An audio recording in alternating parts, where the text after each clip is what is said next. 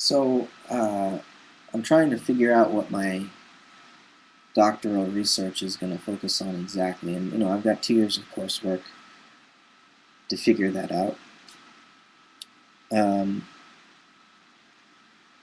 but I know most generally I want to not only research, but develop my own imagination. And in the process, articulate a vision of the concept, imagination. But in building it, in articulating it, this concept will need to be applicable and adequate to actual life. It will need to provide for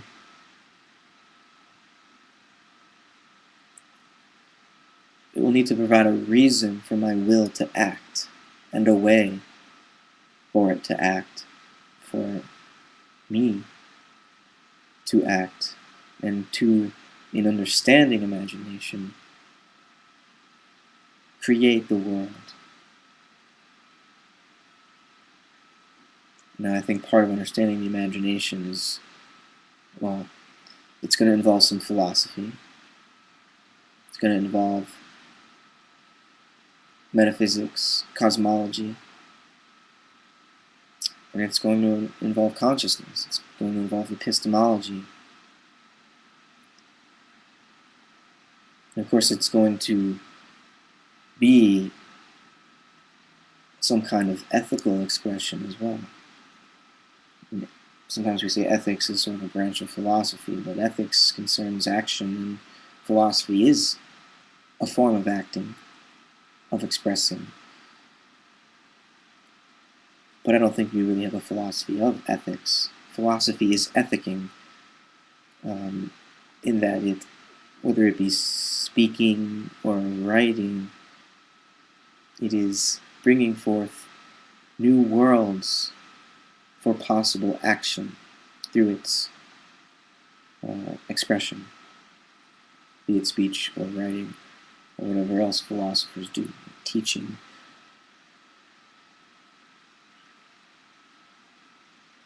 So imagination, I mean, what am I going to try to say about the imagination? Well, I think one could apply it to different areas of our human experience.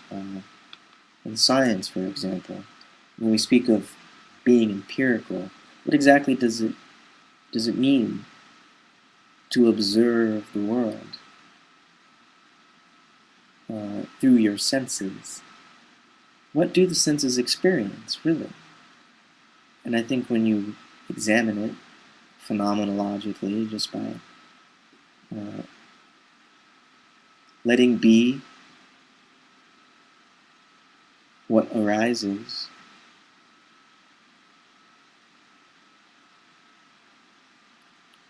you see that your very sensory experience of the world is in part an imaginary production of your mind.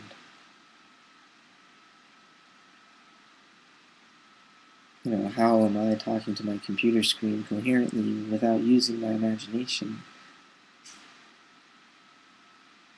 To believe or experience inwardly the presence of others who are not physically present with me here at my desk in my room, where I sit alone with a microphone.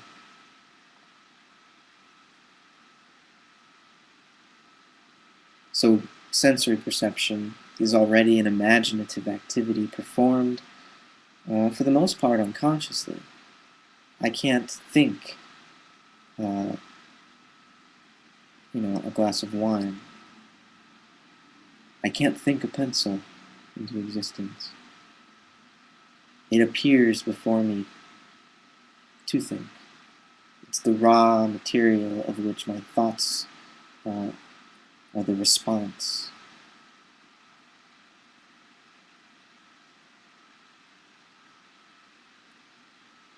And yet still, at an unconscious level, at the depths of my own being, my own soul, even the sensory world is an act of self-imagination, of self-creation, self-production. Because when we speak of the imagination, I think we have to remember that it is like creativity, perhaps, in Whitehead's philosophy. Imagination is an ultimate, it's uh, an ultimate metaphysical category, the beginning of all inquiry. There is creativity, or perhaps just creativity. You could also say, I'm suggesting, imagination. It is the word, the first word, which was in the beginning and will be in the end. William Blake said that Christ, in fact, is the illumined imagination.